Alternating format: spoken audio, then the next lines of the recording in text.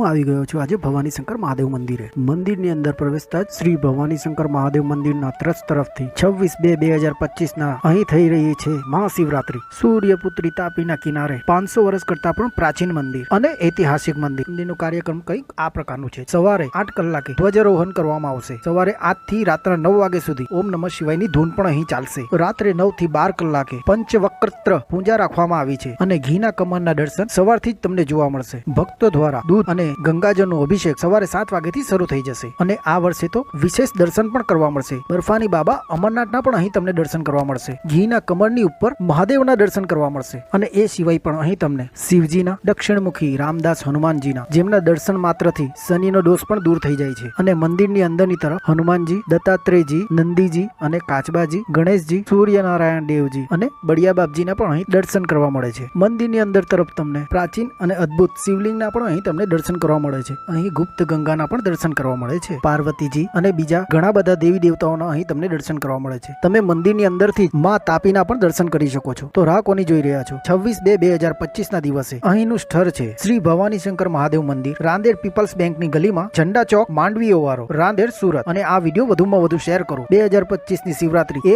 મહાશિવરાત્રી બની જાય। તો બધાને હર હર મહાદેવ।